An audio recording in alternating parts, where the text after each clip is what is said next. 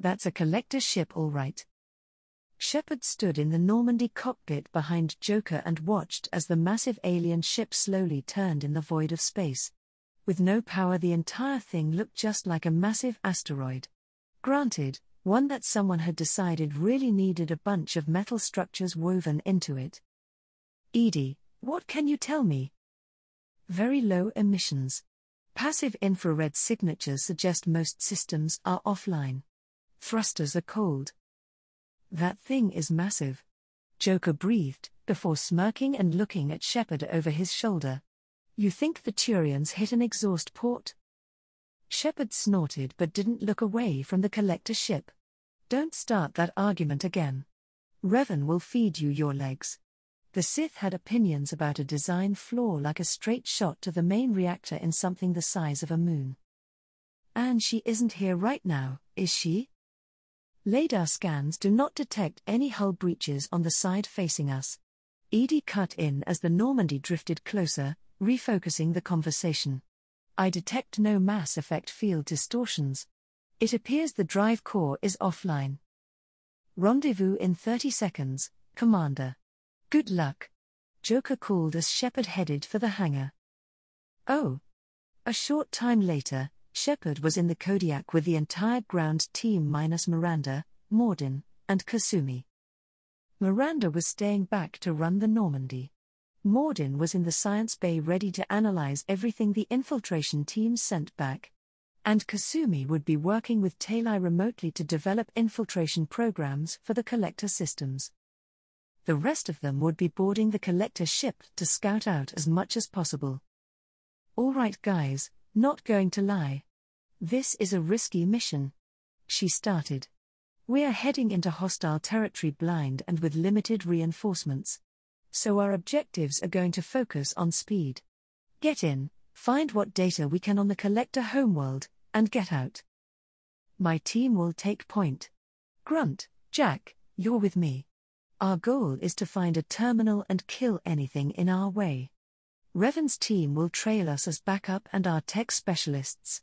Her, Talai, and Garrus will provide support and get Edie hooked in when my team finds an access point. The rest of you have the most important job. Making sure we have a way back to the Normandy. Set a perimeter and make sure the Kodiak stays intact. Jacob, you're in charge.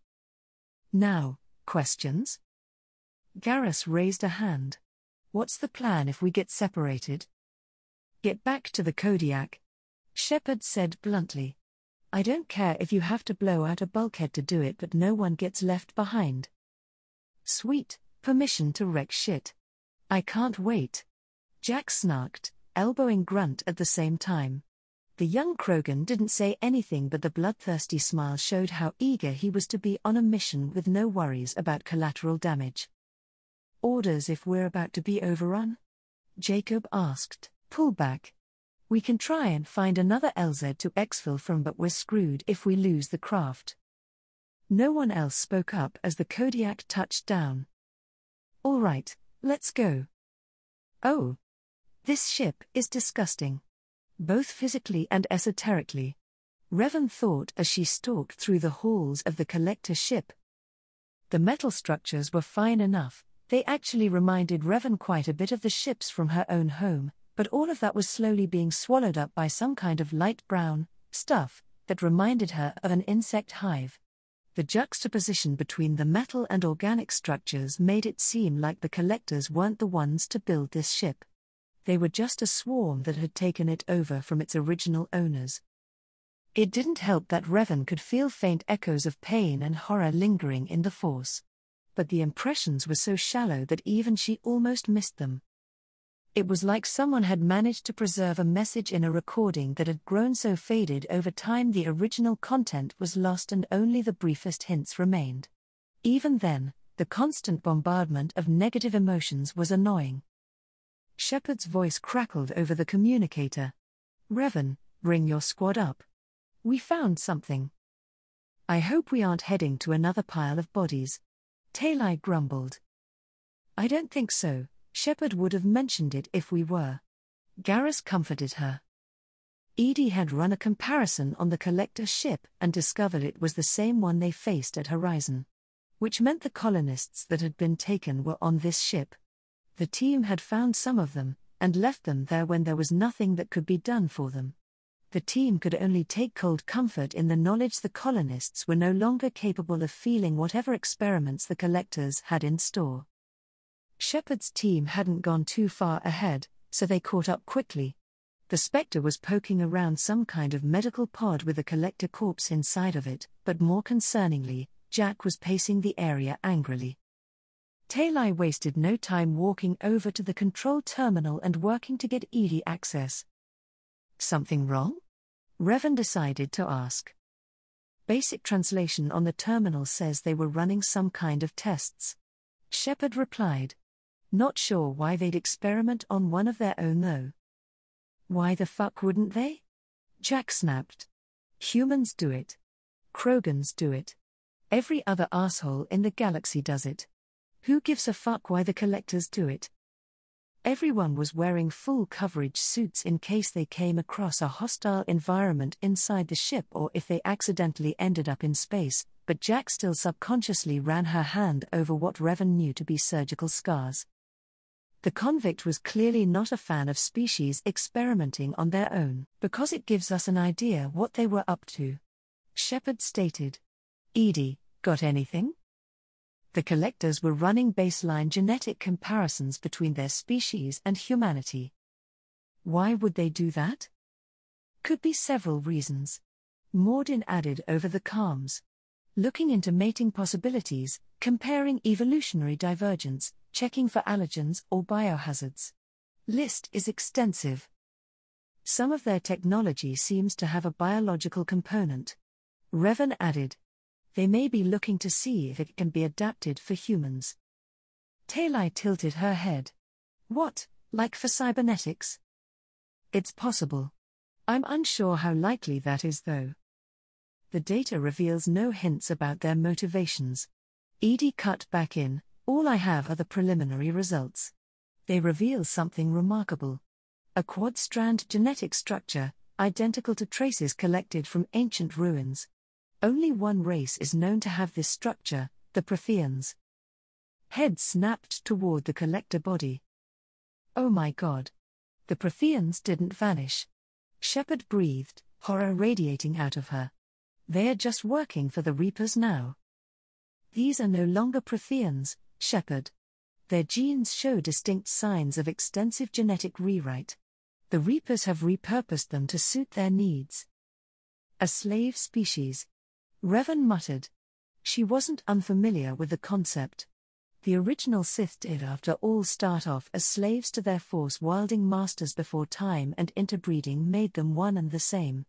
And they were far from the last to do such a thing. And they're looking for a way to do the same to humanity. Shepard visibly collected herself. Okay, that still doesn't change what we came here to do. Let's find the data we came here for, get out, and stop them. We can think about the collectors being Protheans after the mission.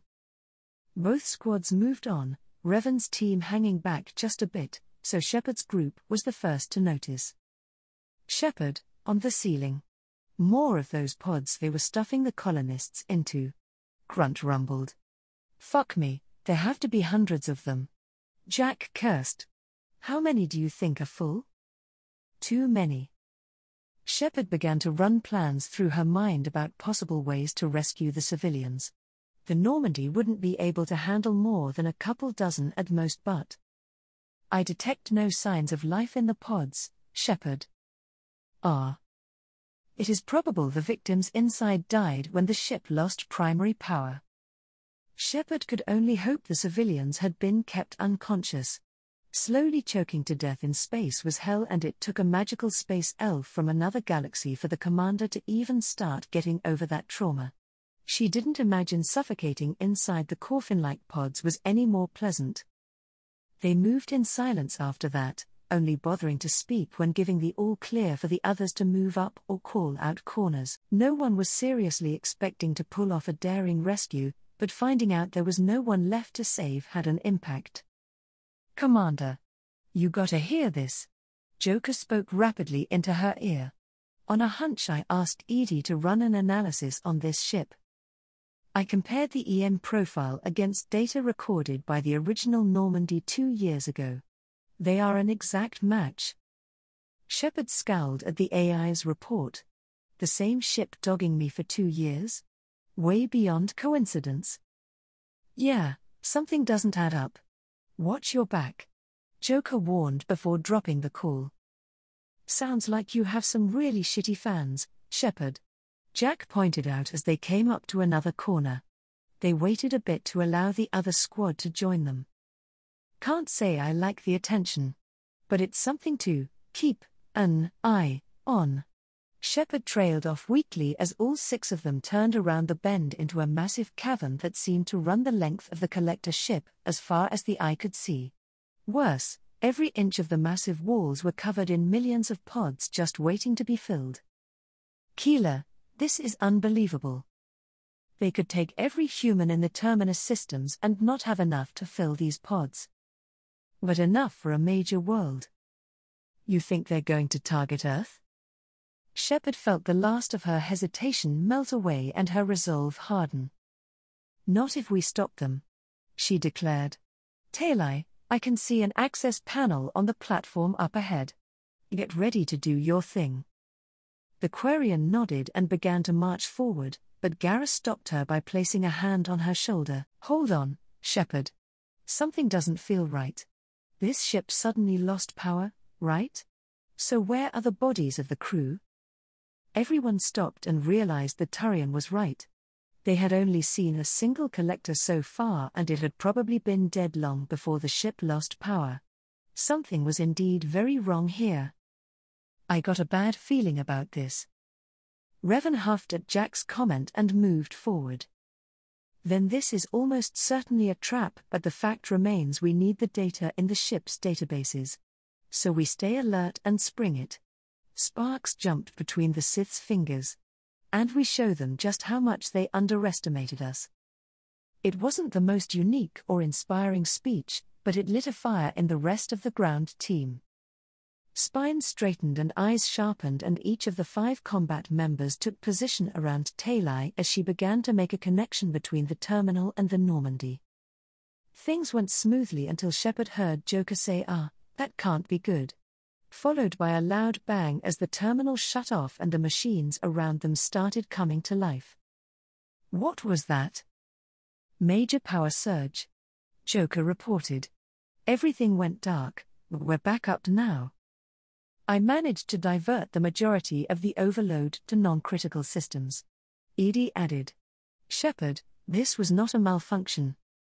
Which meant the collectors had sprung their trap. Something that was obvious when the platform the teams were on shuddered and rose into the air. Give me something, Edie. Shepard shouted as she traded shots with the collectors. Her teams were doing incredibly well so far, but ammo was slowly becoming a concern, and they were currently stuck hovering hundreds of feet in the air while more of the insectal aliens accompanied by husks tried to overrun them. Thank God Revan had decided to just start throwing the husks over the edges of the platforms. The shambling scions had been too heavy for anyone but Jack to do the same with, and their shields messed with Jack's biotics until enough gunfire could bring them down. The Sith didn't have those problems and freed up the other biotics to focus on the drones. Too bad the collectors had wings, or they could have solved most of this mess by simply tossing their enemies over the edge. I need to finish the download before I can override any systems. The AI's calm voice was particularly irritating at the moment. How long? 41% complete. Not even halfway. Fantastic. Another platform coming in, Shepard. Talai called out. They have another of those enhanced drones with them. I have it. Revan announced and jumped several stories into the air onto the still-moving platform.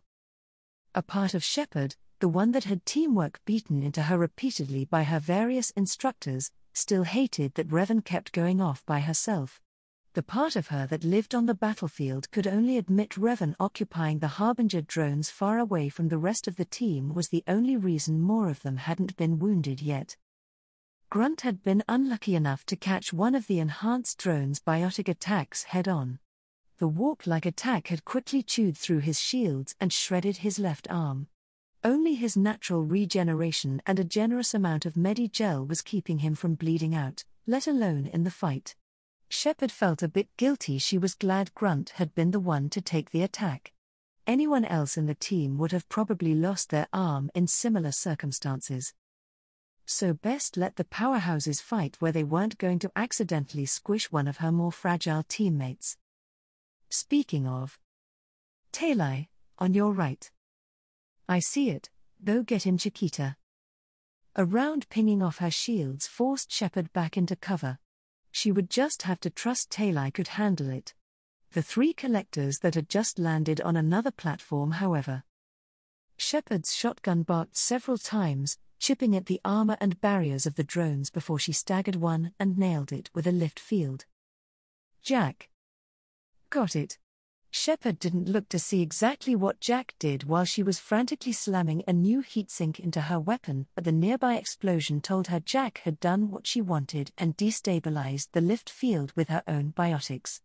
The drones were torn to pieces in the explosion. We have a plan to get out of here, Shepard. I can't keep doing this shit all day. Working on it. She shouted back. EDI? 84%, Commander. Speed it up, EDI. I am simultaneously fighting collector firewalls in over 8,000 nodes. I am tasked to capacity. Damn it.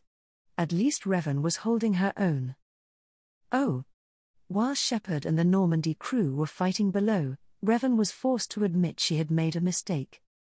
For the most part, all the collector drones were little better than battle droids in terms of strategy and tactics. Yes, the drones were capable of some basic maneuvers. But for the most part they acted both mechanically and rather predictably.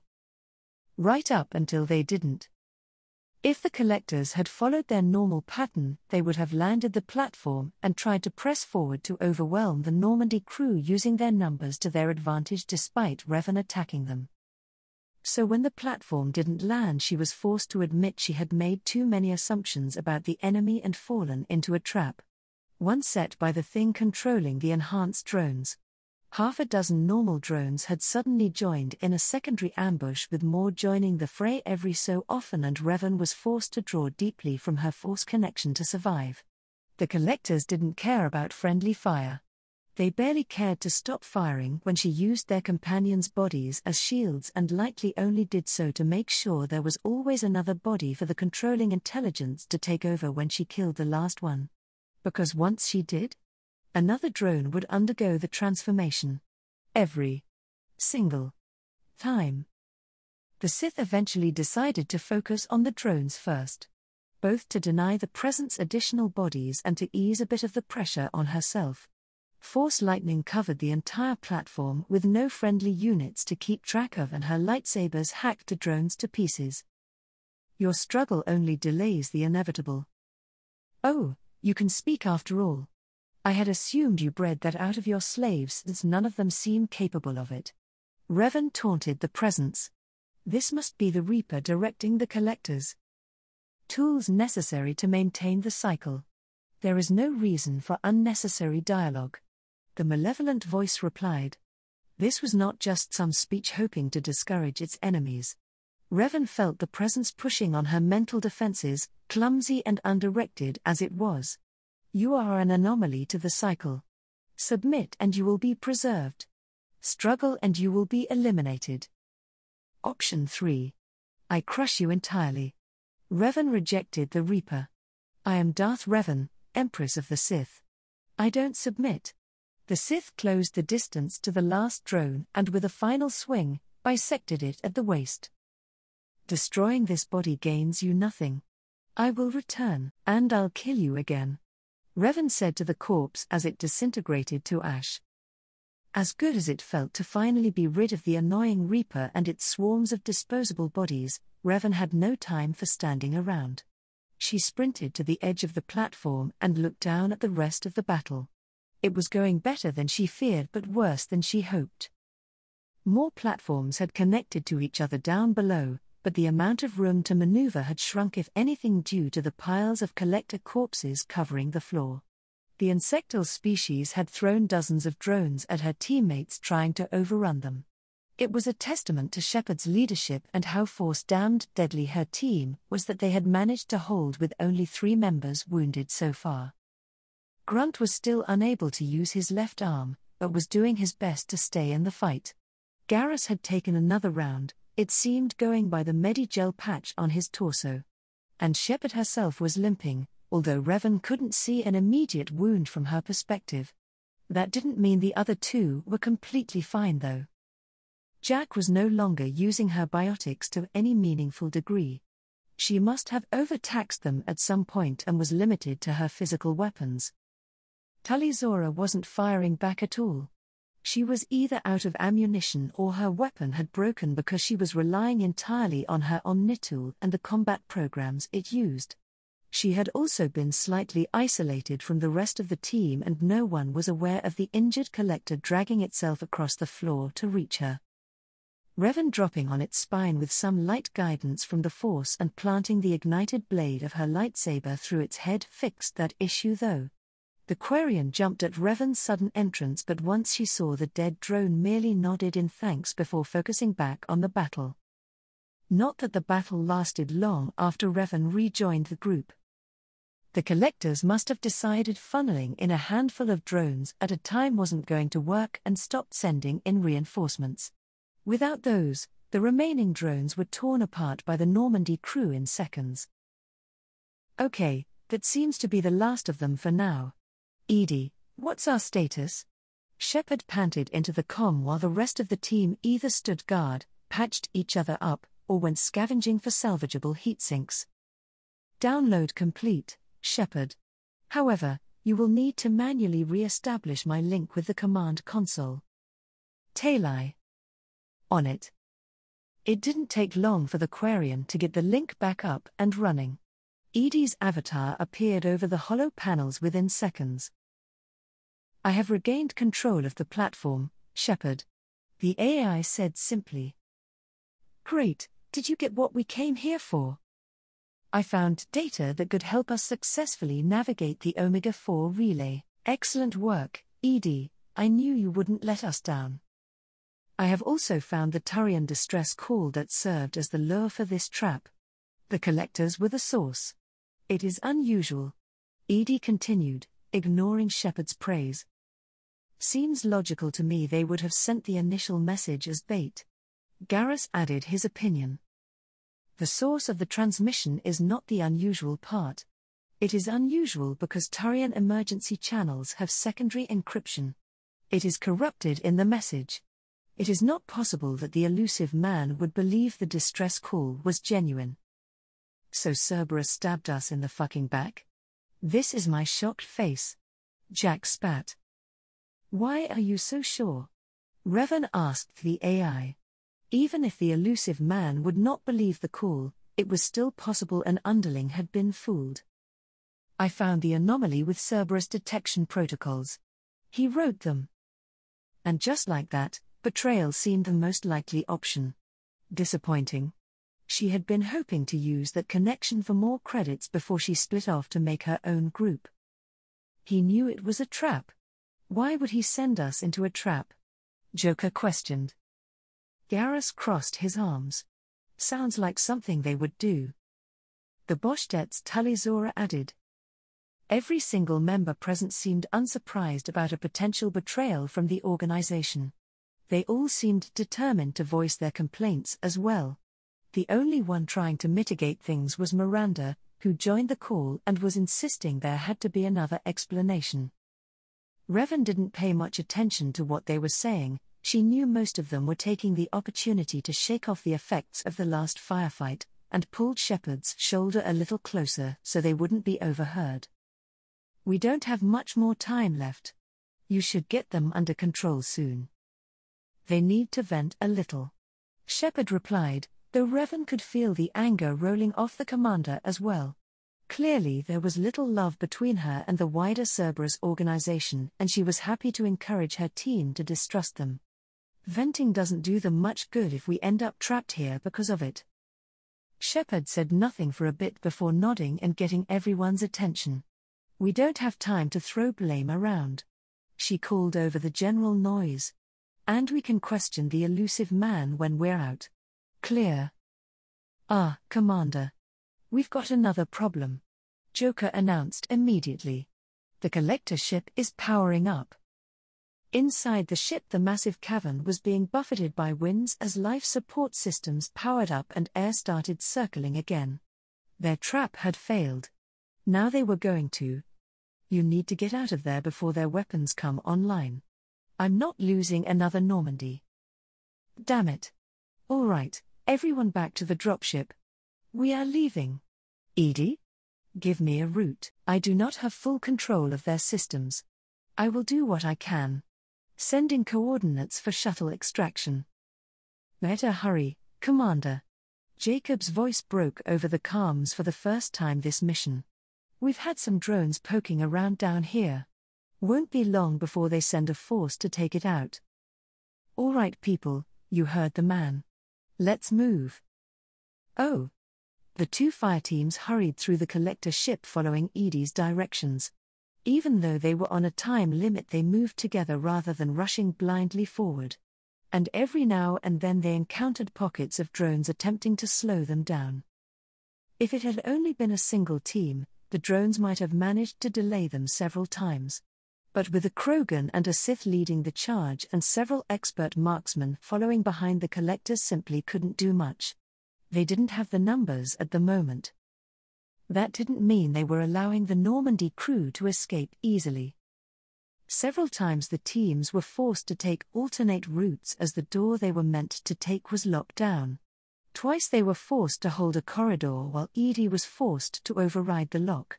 And even then they were forced to backtrack when a flanking force caught them as they moved forward through the large open areas the ship was made up of. And they weren't the only ones in trouble.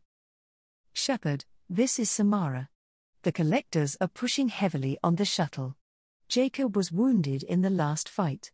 You need to hurry, I don't know how long we can continue to repel them. The Justicar's warning was acknowledged, but there was little any of them could do beyond move just a little bit faster. They were making their way through another open area when Revan suddenly stopped. There was a tremor in the force. Something was coming, and it was. Revan made a snap decision and thrust her arms out. The force surged with her intent, and an invisible shockwave sent the rest of the crew skidding over the ground. The lucky one simply rolled to a halt, the rest bit back curses as they slammed into walls or barriers, but they couldn't exactly blame the Sith for her action. Praetorian. The call had every member of the fire team scrambling to their feet as they focused on the giant enemy. The tank-like insect creature was identical to the one they had faced on Horizon and had fallen from the ceiling where it tried to crush them all in an ambush. Revan's action had saved them, but now she was pinned under it, struggling to push it back. To make matters worse, even more enemies, including husks, started flowing in from additional doorways. Garrus, Jack. Crowd control. Shepard hastily ordered. Talai and Grunt, with. No. Get moving, Shepard. We don't have time to waste. Revan interrupted, still pinned under the Praetorian. I'll deal with these and meet you at the shuttle. Damn it, Revan, we aren't leaving anyone behind. You are not. You're getting out of my way. The Sith shouted back. There was a great snapping sound as one of the large machines in the room suddenly snapped off its mounting and slammed the Praetorian off Revan. Large sparks of electricity started to crackle around her as she overdrew on her connection to the Force just a tiny bit. A gesture sent a miniature lightning storm washing over a group of approaching enemies, killing them and giving the fire teams a clear route out of the room towards the shuttle. She's right, Commander. We need to move. Garrus grabbed her by the shoulder and started dragging her along, although he never stopped using his sidearm to kill a few of the husks heading Revan's way. Fuck it, fine. Shepard cursed. Everyone get moving, and make sure you kill a few on the way out. The team grouped up and limped as fast as they could through the next door Edie opened, even as it seemed a tornado of debris and lightning was forming behind them. The collectors are fighting my control, Shepard. I will keep this door open as long as I can. Edie reported. I just hope it's long enough. Did you see what the Ice Queen was doing? Even if they close the door, she's just going to rip the bulkhead off. Jack scoffed, though there was a bit of tension in her voice. If she dies, she dies. Grunt said callously. And if we want to keep living, we need to fight our way back to the ship. You think some overgrown bugs are going to take her down? I think she is going to kill a lot of them while they try. Enough, Shepard barked. If we don't have time to fight through that, she waved an arm back the way they had come, we don't have time to argue. Grunt, how's the arm? The Krogan lifted his arm easily enough, but his hand would no longer open and close. You are in the middle then. Shepard ordered.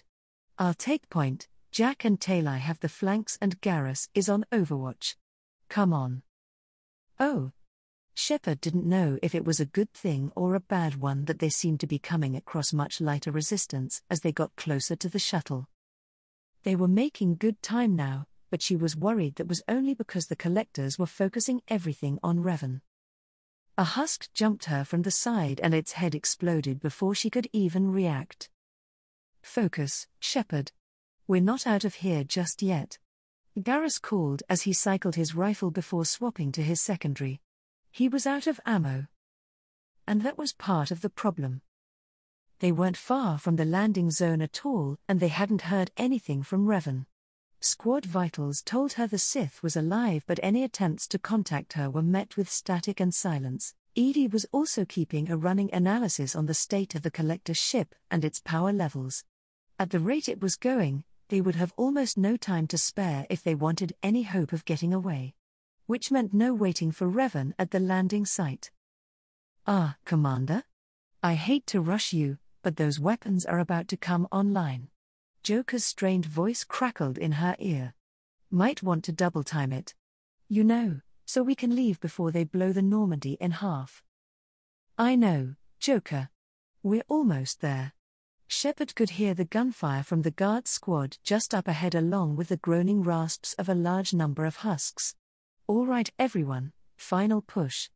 Don't hold anything back. You better be right about that, Shepard. After this I'm spent. Jack briefly glowed with a biotic aura and unleashed everything she had left at the mob of techno-zombies. Dozens were crushed under the assault and even more staggered from the massive shockwave. The tattooed woman stumbled before getting dragged along by Talai of all people, the Quarian letting her combat drone cover her zones while she made sure Jack didn't faint on them. Grunt let out a massive war cry before charging headlong into the horde, clearing a path behind him and moving towards the shuttle. The rest of the fire teams made sure to follow behind and keep his back clear. Samara, heads up, we are inbound. Check fire. Shepard made sure to announce. It would be damn embarrassing to get through this mess only to get shot by her own crew. I hear you, Shepard. And I can see the Krogan coming. We will be ready to leave as soon as you are on board. What about Revan, Commander? Garrus asked. Part of Shepard hated her friend for bringing it up, but the rest of her knew she had to make a call. We'll have to. Wait, do you feel that? The Normandy crew had made sure to protect themselves from being exposed to the environment, but even through her hardsuit Shepard could feel the air was being supercharged, almost like there was a storm inbound, or a very angry Sith. We are out of time, Commander. We have to go. Joker warned again. You heard the man, everyone back to the Normandy. That means you too, Revan, move. Revan's answer was a torrent of force and lightning that swept through the husks like a scythe. Shepard could see her fellow squad leader was in bad shape, burns covered the little armor not covered in collector blood and other liquids, but she was making good time. The Spectre made sure that everyone else was on board, so when Revan made it into the Kodiak, she slammed the bay doors closed. Edie took it from there and piloted the craft back into the Normandy's hangar with a precision only found in the most elite pilots, but that was far from Shepard's mind at the moment. She was out of the shuttle and running towards the Normandy's cockpit the second she was able, overriding safety protocols in the process just to make sure she made it in time. Crew were frantically manning stations and securing any unsecured items, but everyone jumped out of the way as she ran by. She made it up to Joker just in time to be nearly thrown off her feet as the pilot juked the ship to the side, narrowly dodging the massive beam weapon the collector ship fired that lit up the viewport. 2 more shots barely missed as Joker frantically manipulated the ship controls, doing everything he could to buy just a little more time and space. "I can't dodge this guy forever, Edie. Get us the hell out of here." The ship lurched again, another narrow miss. "Specify a destination, Mr. Moreau." If they lived through this, Shepard was going to ask someone to make Edie a little less goddamn literal. "Anywhere that's not here." The sensors screamed that the collector ship had a target lock. It would take a miracle for them to miss their next shot. "Very well. Engaging Mass Effect core." A low vibration hummed throughout the deck, the core powered up, and with a soft whomp the Normandy jerked and accelerated into FTR. They had escaped. Shepard released a breath she felt like she had been holding for hours. That was far too close. "Yeah, no kidding, Commander. I think I need a vacation. Or a drink."